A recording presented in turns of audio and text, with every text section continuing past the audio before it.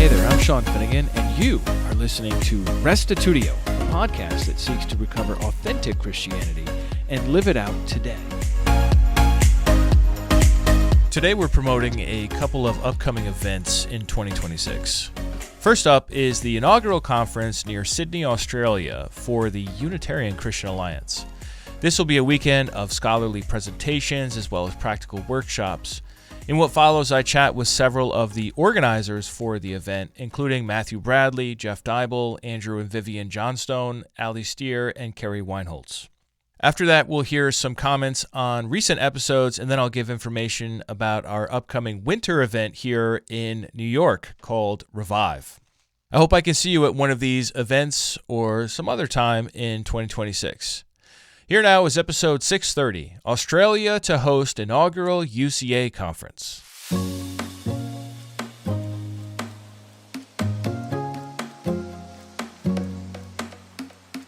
To start things off, let me just ask Brother Jeff Deuble, could you tell a little bit about yourself, where you live, and what your involvement is in this event? Sure, Sean, and thank you so much for allowing us to tell you a little bit about this conference that we're very excited about. So I am on the organising committee as the secretary. So we have done a lot of pre-organisation for the conference and other events that are going to be happening down under here. And for myself, apart from that, I am now officially retired from ministry, but also very involved in supporting family and doing things on the side. That's been a much more relaxed lifestyle for me, which has been fantastic. And it gives me an opportunity to just do things I haven't been able to do over the years, particularly invest back into my family, which has been very important at this time. And you are also the author of Christ Before Creeds? Yep, that's it. I continue to field some questions and do other things around that, interviews, and that's created a degree of interest and angst, depending on where the person lies in all of it all. But that's just been humming away in the background. Yeah. My brother Greg is going to be involved in the conference. He wants to submit a paper, and that'll be great to have his involvement as well. Is Brother Greg doing well health-wise? No, well, he's gone through a few health challenges recently, but he's recovering, and he should be fit and healthy and rearing to go. Be great to see Brother Greg. I of course met him when he came to the U.S. years ago, and it'd be nice to see him again in his own environment. Yes. All right, over to Matthew. Could you tell us a little bit about yourself and where you are and what your involvement is? Yeah, certainly, Sean. Lovely to be speaking with you. I enjoyed meeting you for the first time just a year ago now in New Zealand, which was when I heard about UCA. And when I heard there was a gathering in the Southern Hemisphere, it was a no-brainer to go across to New Zealand. And everybody on this call today, we've met for the first time in New Zealand, and were so inspired and encouraged by what they did there that we thought we've got to try and get something happening in Australia as well. I grew up in a sort of isolation, certainly when it comes to Unitarians. So always sort of loved gathering with anybody from a Unitarian background, because there were no Unitarians for 100 miles around us, and any chance to get together is great. So I'm sitting in the role of chairperson of UCA Australia, and I've really enjoyed getting to know the others as we work together to put together a number of events for next March, God willing, but especially the residential weekend in Sydney at the Stanwell Tops Conference Centre. Very good. Over to Andrew and Vivienne. Could you share a little bit about yourself and your involvement? Well, Vivienne's doing all the bookkeeping and the recording for the bookings. Registrations. I'm sitting in the background, or more of a background type of person. And you guys are Christadelphians, right? No, we're not. We're non-denominational Unitarians. Oh, you're okay. Non-denominational. Okay, very good. Yeah.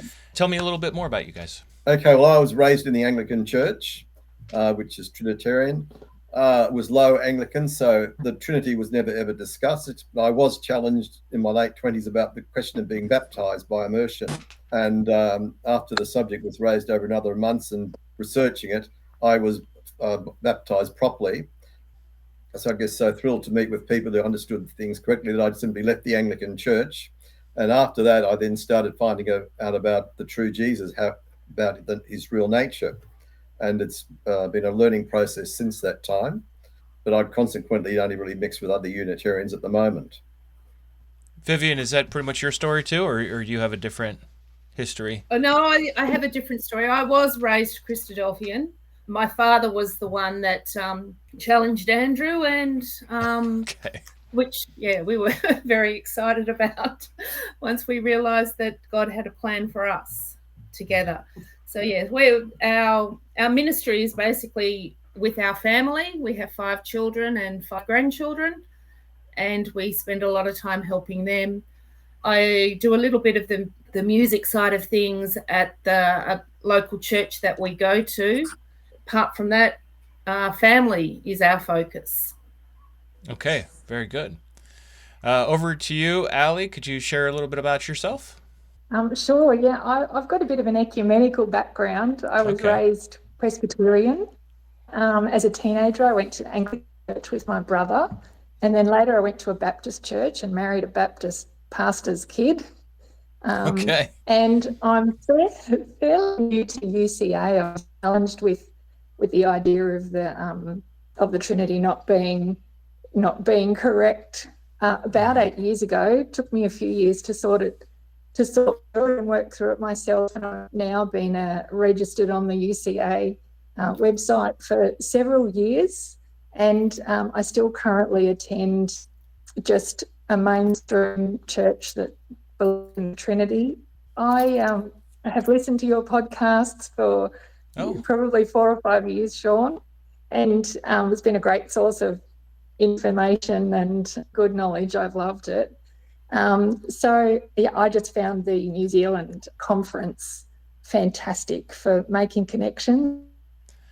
I think her Wi-Fi might be dropping out a little bit. Yeah, I think so.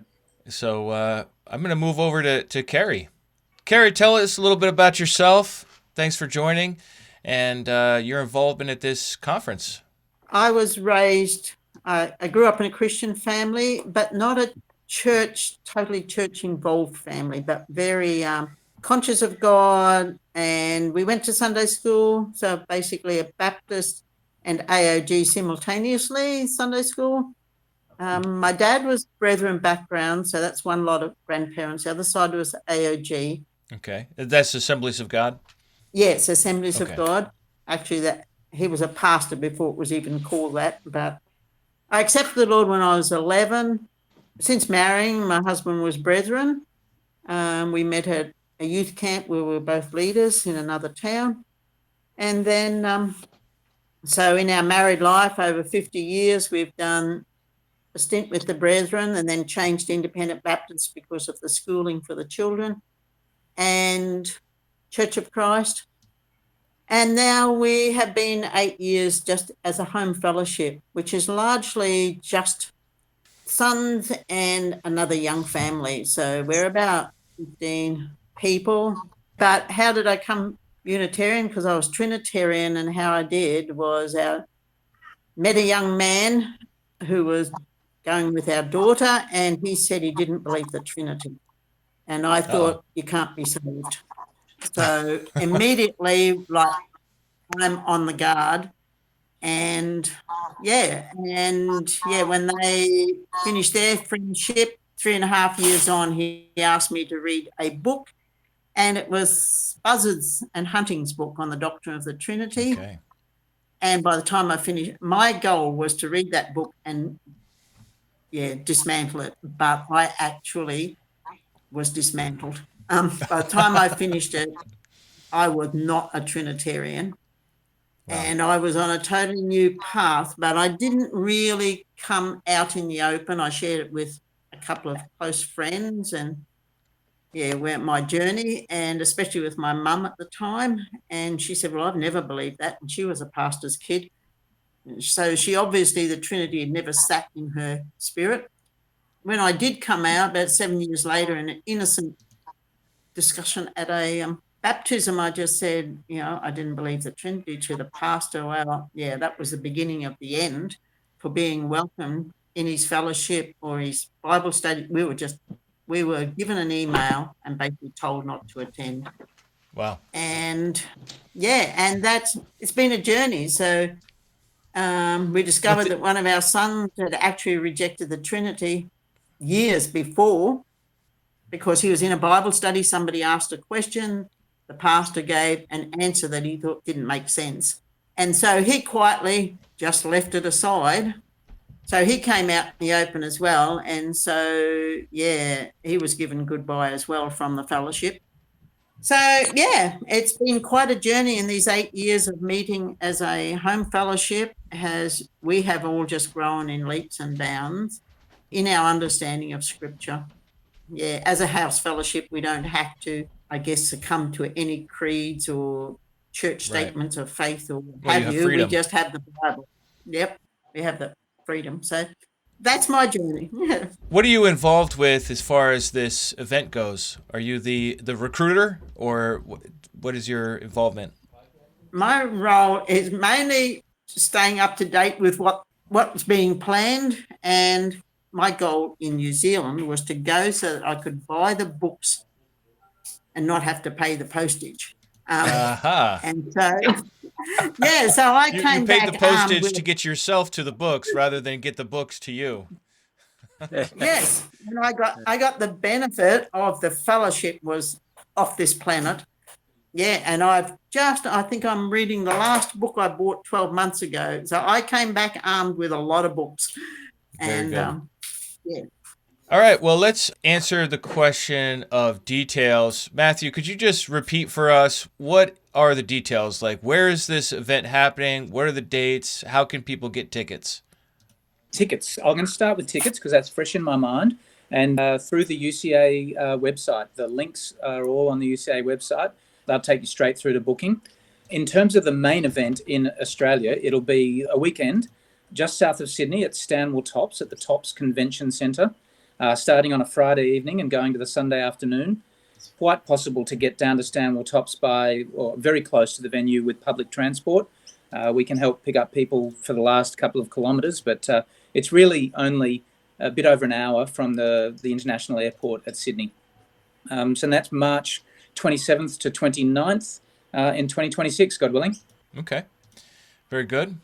What else should we tell people about this? Let's have somebody give a reason why someone who lives in Australia, especially on the East Coast, should not miss this event. Who has a suggestion? Well, Sean, as you know, it's our inaugural conference down under in Australia. So it'll be our first ever opportunity to gather people from around the nation, from all different walks and backgrounds, who share just not only a common love for Jesus, but a common love for the truth, particularly around the one God, our Father, and his Son, our Lord and Saviour, the Messiah, Jesus, who is human. So it'll be an opportunity for us to gather. I mean, we'll have some wonderful input from people such as yourself, Dale and others, plus some local people. So wonderful input, but moreover, it's an opportunity just to network, to encourage, to build up.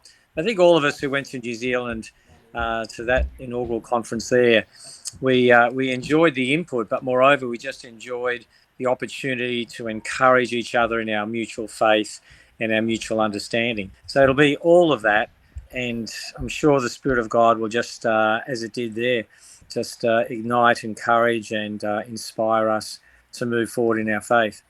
Yeah. This, in other words, could be quite a historic event that somebody wouldn't want to miss. The first inaugural Unitarian Christian Alliance event in Australia, potentially many more to come, but in different regions, who knows? But this is the first one. And so the way momentum works is you need a really good turnout your first time. And, you know, if you Australians who are out there, or if you live in flying distance from Australia, nearby in that part of the world, you really should come. This is really something you don't want to miss. You want to vote with your feet and show up at the door, and then everyone will know this is something that is wanted. This is something that people are interested in, curious about. So, do you have a list of speakers at this point, Matthew, or are you still actually, working well, on that? no, What it do you hasn't know? been refined, but certainly, we've got yourself and Dale Tuggy confirmed in. And then the UCA has put out an expression of interest for papers. And I understand that a number of papers are being prepared, but the deadline for that hasn't passed yet. So there's going to be more news to come. I guess one of the reasons we're having this talk now is we've got an early bird registration window, which is open till the middle of December, 14th of December. And just to encourage people to sort of make that commitment before Christmas. Obviously, the gathering's not until March next year, but just before the beautiful busyness of Christmas and New Year, the early bird window closes on the 14th of December. Just in regards to your observation about flying too, I would like to thank again the Kiwis who got the ball rolling down under, and point out that flying from New Zealand to Sydney is closer than Perth to Sydney. And we've got committee members coming over from Perth, so we'd love to have as many Kiwis as possible come and join us. As already been mentioned, gathering online is wonderful. It's a great privilege now, but there's nothing like getting together in person. So we want to meet and fellowship in person together next March. And you're somebody that really believes in that, because you showed up last, it was our summer, it would have been your winter, at Converge in Ohio. So turned around and there's Matthew all the way from Australia. So that's incredible. Can hardly get enough of it. And I love the way these things bring people out of the woodwork, especially people who perhaps felt like maybe they were the only one. And, it's such a joy and a privilege to get together with others and who share such things in common. Was somebody else going to say something? Yeah, we can also say that Dan Weatherall is coming and will be involved in some way. And also John Schoenheit will be coming, and we're not sure how he might be participating in some way, but it'll be great for people to be able to meet him who've seen his friendly face on the videos on the Biblical Unitarian. Ali, did you mean Dan Weatherall or Jerry Wheel? Sorry, is it Jerry? I was well, going Dan to say, Weatherall, he's from England, so I don't know. Are you thinking of an American or a Brit? Is it Jerry Weirwall? Jerry Weirwall? Yes, Jerry Weirwall. Yeah, okay. We might try and get Dan Weatherall. Yeah, I mean, it'd be great to see Dan again. He did such a great job dismantling this whole idea of mystery at the event in England. Yeah. But yeah, Jerry Weirwall, John Schoenheit, great guys. I think John is planning to bring his wife as well, and she's lovely. Mm-hmm. So I met her in Turkey, of all places, on a trip over there. But really quite a lineup, and hopefully we will have some Australians, like these Deubles. People can't get enough of the Deubles, just any of them. We hope to hear their voices. Yes, go ahead, Ali. Just another thing that if I'm the treasurer, so I just mentioned on the money side of things, just to avoid international transfer fees, payments can be made for the conference in amounts of multiple transfers that are not equal to more than 100 Australian dollars. And if people have any inquiries, they can send an email to us at uca.australia@outlook.com. Is that right, Vivienne? uca.australia@outlook.com, all lowercase. Okay. All right. And just once again, because you broke up a little bit on that, you said payments of 100 Australian dollars or less? Yes. Okay. And so the current rate for the whole weekend, accommodation and food, is 230 Australian dollars, and that's the early bird price. It'll have to go up a little bit after that mid-December. We were very fortunate to get a wonderful venue with a long history and a great reputation. So it'll be a very comfortable weekend with great food and plenty of time just to enjoy at least 6 or 7 sort of formal lectures, but then lots of time around that just for fellowshipping, eating, drinking, getting to know each other. All right. Anything else we should talk about this event? Any other reasons you could think of why somebody wouldn't want to miss it? Connecting at events like this is much more important for us to build a network of like-minded believers. That's what I think. And I think just the fellowship together will, if you come from a Trinitarian background or you are a Trinitarian, you're going to be surprised at the depth of the fellowship that we can have around this one point. It matches anything I've known in my 70 plus years of fellowship in Trinitarian churches. Very good. I think also I might just add that, Trinitarian spouses who are open to this idea or willing just to learn more will be warmly welcomed. And also younger people, we do have committee members who are quite a bit younger than those of us represented today, so all ages and all cultural backgrounds as well. Awesome. And the other thing I'd say is that I sense, and I don't know whether others are sensing this also, but I sense that there's a building momentum in terms of just this understanding and this doctrine that we share. And I just think this will be another step, just building that momentum for a more biblical understanding of who Jesus is and who God is. So, I'm encouraged by that as well. Yeah. Yes, I mean, life's about people, and it's good to meet people who see the world the way you see it. And it will be a very important event for everybody in Australia and those in New Zealand as well, who can come across just to continue to meet with like-minded people. And there's nothing like meeting face-to-face and sitting down having a meal together and just getting to know one another. It is really very important in life. Very good. Well, I think everybody should come who can come. I would love to also invite other people outside of the general area. They're allowed to come too, other Americans or English-speaking people. There are lots of people in the Philippines that speak English, people in England, of course, in Canada, and many of other places. So it'd be great to have just a maximum experience at this event, have lots of visitors from out of town. But really, the main focus is Australians and the Kiwis. I mean, come on, we gotta show them some love too. I hope everybody can make it to this event. I think that's gonna wrap it up. Does anybody have any last minute things to share, or are we good? Yeah, looking forward to it. Yep. All right. And looking forward to seeing you there, Sean. Yes. I look forward to seeing you too. Thanks, everybody. Thank you. Yeah. Thank you. Thank you. Thank you. Well, that brings this conversation to an end. What did you think? Come on over to Restitutio and find episode 630, Australia to host inaugural UCA conference, and leave your feedback there. Now, I wanted to mention regarding Jeff Deuble, who is the pastor that was speaking just a moment ago in this conversation.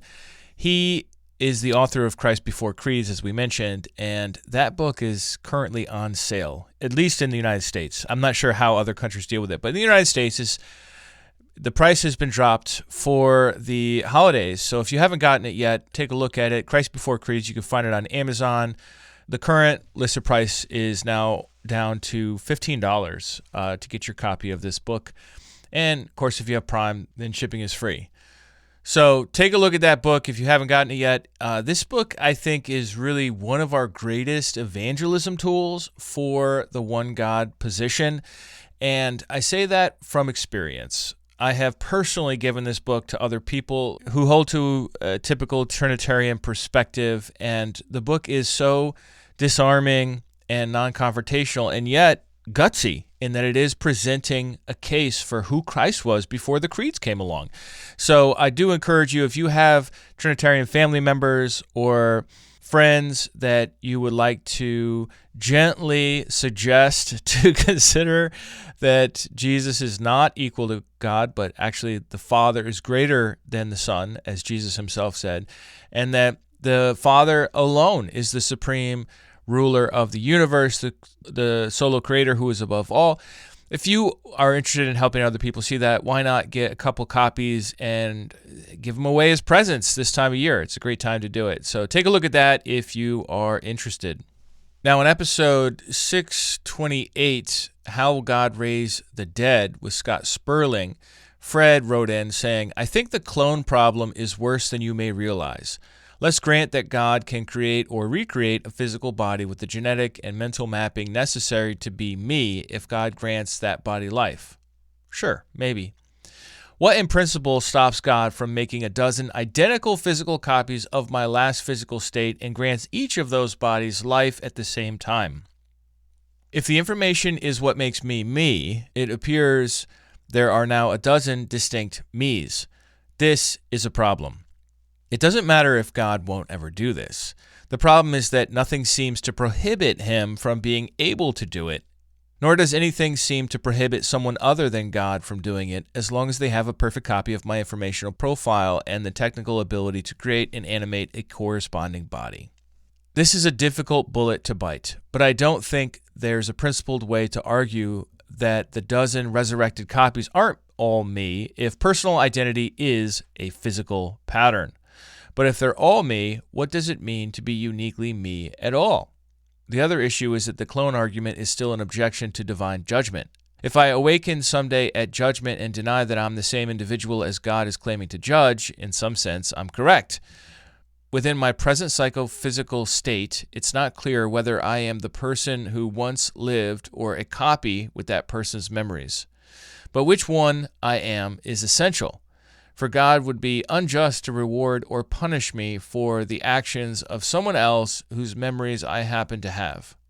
Unless that ambiguity can be resolved, the mere possibility that God is unjust undermines belief in God's judgment generally. This isn't a trivial problem, and it can't be solved by saying God can prove which version you are if our model of personhood has unresolved questions. So the clone problem must be coherently and clearly addressed to ensure God's justice, which is a very rough burden for an argument to have to carry. Some really interesting thoughts there, Fred. I guess the first problem is the issue of multiple copies. I think a physicalist would just say, well, yeah, that is a problem, and presumably God will prevent that problem from occurring so that there is uniqueness preserved. And if you are going with that solution, then you would just have to deny uniqueness in the sense that you are the only one who could be you.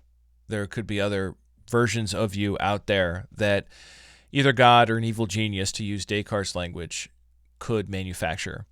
But it's your trust in God that allows you, like Descartes, to say, he wouldn't allow an evil genius to do this, so we're okay. The other issue with the judgment, I would love to see somebody try that move on the day of judgment. Here you are standing before God, about to be judged, guilty, and you say, well, hold on. You raise your finger. You say, wait a second.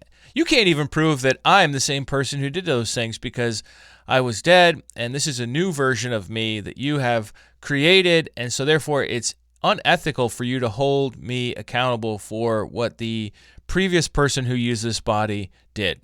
I would love to see that conversation. I think it would be hysterical. Fred is right, though, that somebody could justifiably make that case if there is no identity that survives from the death of the person to the new life of resurrection, even if it's just the resurrection of the judgment.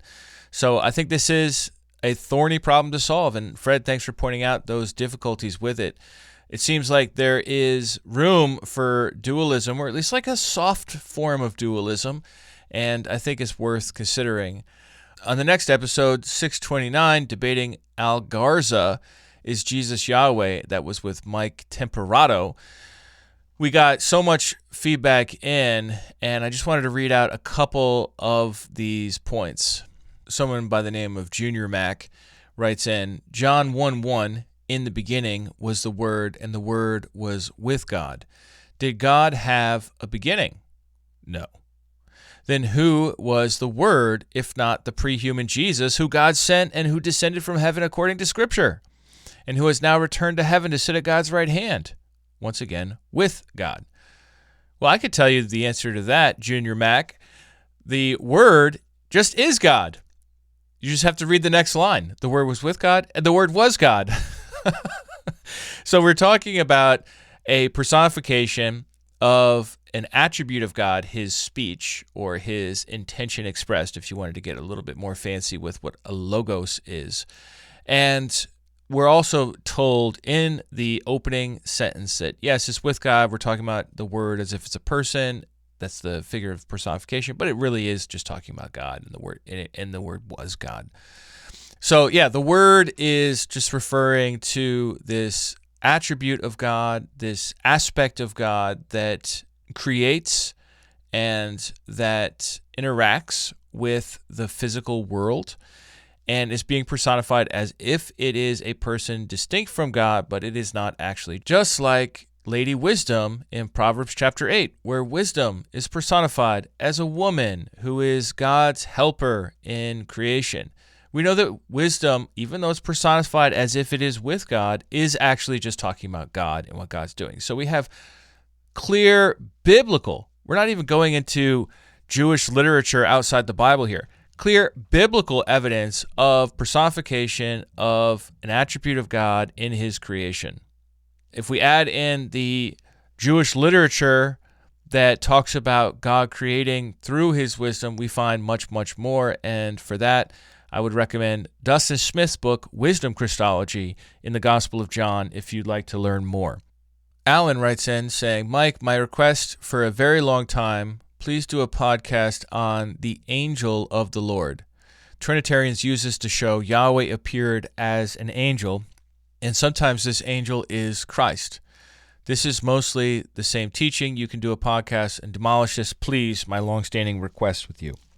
Hey, Alan, I can't speak for Mike, but I can speak for Troy Salinger, who on his website called LetTheTruthComeOutblog.wordpress.com has an article called Pre-Incarnate Appearances of the Son of God in the Old Testament, Truth or Myth, the Angel of the Lord. So, yeah, if you type in Troy Salinger, Angel of the Lord, you'll probably find it in a search that way, or just go to his website, LetTheTruthComeOutblog.wordpress.com, and you'll be able to find it there. I'm just going to read to you from his conclusion. This is what he says. So let's recap what we have learned regarding the proposition that the angel of Yahweh in the Old Testament is a Christophany. 1. We learned that the belief that the angel of Yahweh is a designation for one specific individual cannot be maintained on grammatical grounds. Although the phrase is technically definite, it can be understood on a practical level as indefinite. This is confirmed by other Hebrew phrases of the same construction and by the Septuagint.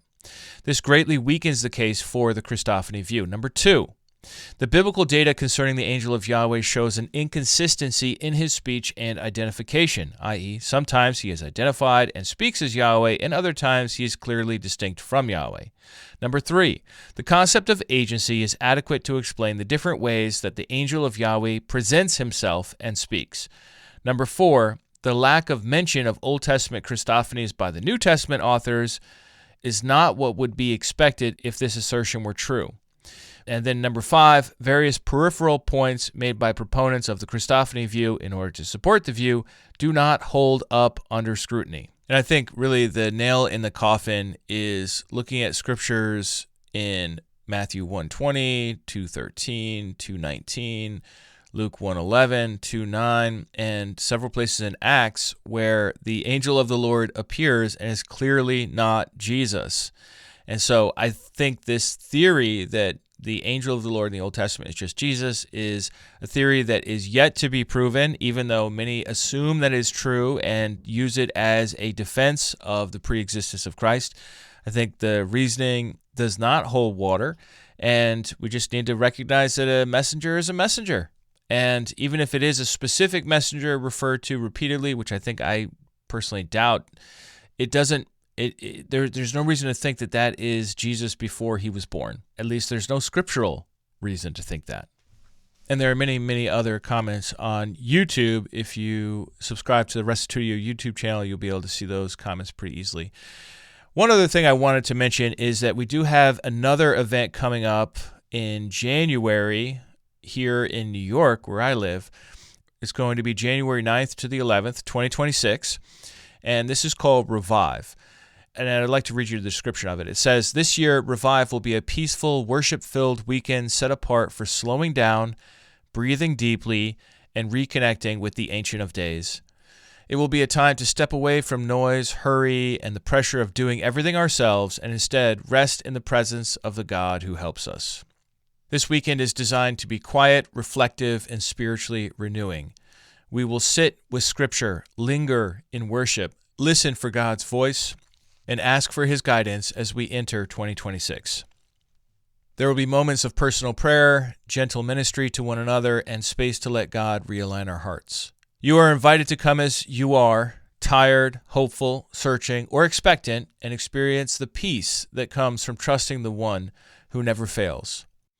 Our theme for 2026 is "The God of Jacob is your helper," from Psalm 146:5, which says, "How blessed is the one whose helper is the God of Jacob, whose hope is in Yahweh his God." And the description goes on from there. This is an event we hold each year. It's specifically designed to help people realign for the new year. And it's something that we typically will target towards young adults, college age, young professionals, people that are in their 20s and 30s. We're holding this weekend at Christ the King Center, which is a lovely Episcopalian conference center, and they are happy to have us every year. And the cost for this event is an all-inclusive with your meals and housing, including your bedding, all provided, is $265 per person for the weekend. So that's Friday, Saturday, Sunday, for a 2-occupant bedroom. And if you'd like to save a little bit and take a spot on a cot in a bedroom, that would be $220 per person for a 3-occupant bedroom. And those are certainly limited in supplies. So anyhow, if you are interested in taking a trip up to New York, get in touch. We'd love to show you hospitality. This event is put on by my church, Living Hope Community Church, but it is an event that people from all over come to, and we have like really good music and preaching and lots of free time to get to know people. So, hey, if you'd like to come to an event in New York at the beginning of the year, January 9 through 11, I encourage you to check that out at lhim.org. It stands for Living Hope International Ministries.org, lhim.org. And you can find Revive right on the homepage and click on the button for more information about that. And if you are planning to come, please email me, Sean@restitutio.org, so that we can be sure to help you with any travel arrangements, unless you want to rent a car, in which case you could be completely independent. It's about, 45 minutes from the airport to get to the retreat center. So let me know if any of you are interested in coming. Every year we have people come from all over, really. Last year we had someone come from Idaho. And Idaho, last time I checked, is not near New York. And I actually heard he's coming back. So that's that's encouraging. We have people come from California. People come from all over the U.S. to this event. So if this is something that would be intriguing to you, then I encourage you, take a look at it, register. We got plenty of space and plenty of accommodations, and they are pretty nice. We're not talking about bunk beds. We're talking about real beds, unless you do the cheaper option for the cot. But even the cot is probably nicer than your typical YMCA-type center. Thank God for the Episcopalians. They know how to have a retreat center. So anyhow, thanks everybody for listening in to the end here. If you'd like to support us, you could do that at restitutio.org. That's going to be it for today. I'll catch you next week. And remember, the truth has nothing to fear.